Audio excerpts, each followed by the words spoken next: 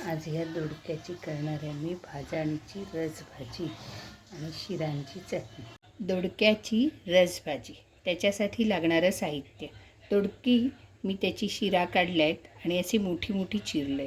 हे एक दोडकं, त्याला मध्यम आकाराचा बारीक चिरलेला कांदा, टोमॅटो हवा असल्यास घालायचा, एक बारीक चिरलेला कांदा, एक बटाटा, एक त्याच्या आपल्या जोडीला असा चिरलेला बटाटा, भाजलेलं खोबरं, मीठ, हळद पाव चमचा, सवा चमचा तिखट म्हणजे मिरची पूड, भाजका मसाला मालवणी मसाला, चवीनुसार गूळ आणि सुपारी एवढी चिंच।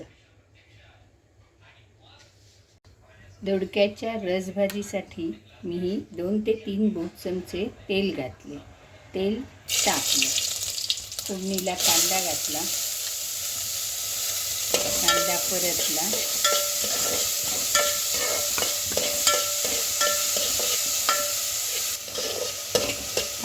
कांदा हा बावला की हा टोमॅटो घातला, कांदा टोमॅटो जरा बावायला 1 मिनिटभर लागणार।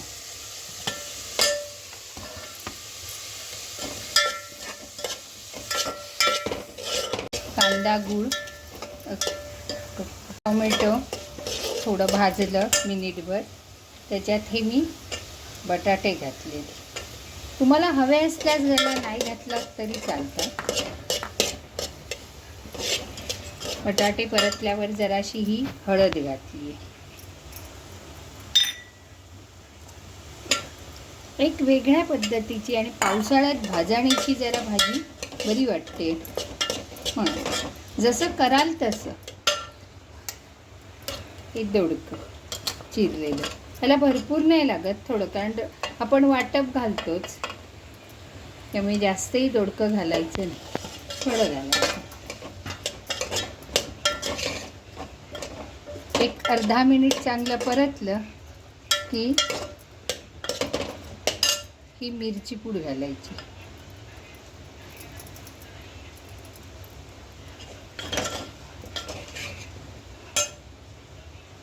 मिरची पूड, हा मालवणी म्हणजे आम्ही घरात केलेला भाजका मसाला, भाजलेला मसाला, आणि वाफ यायला द्यायची, नंतर पाणी घालायचं। हे त्यात शिजलं, अंगाबरोबर पाणी घालायचं, हे शिजलं की मग ते भाजलेलं वाटप ज्यात चिंच घालणार ते त्यात लावायचं। दोडक्याला पाणी सुटतंच म्हणून जास्तही पाणी घालायचं नाही।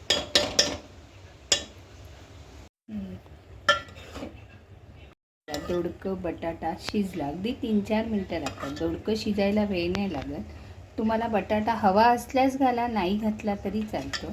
आता हे शिजल्यानंतर आपण मीठ घालायचं, मीठ,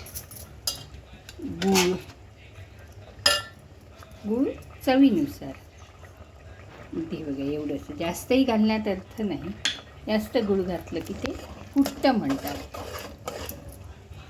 आणि हे भाजलेलं वाटप की ही भाजी तयार, खूप छान लागते, एक वेगळी पद्धत, आवडते। तुम्हाला ही रेसिपी कशी वाटली ती कळवा। लक्ष्मी किचनला लाईक करा, सबस्क्राईब करा, शेअर करा आणि कॉमेंट्स करायला विसरू नका। धन्यवाद। वासही सुंदर आला। दोडक्याची रसभाजी।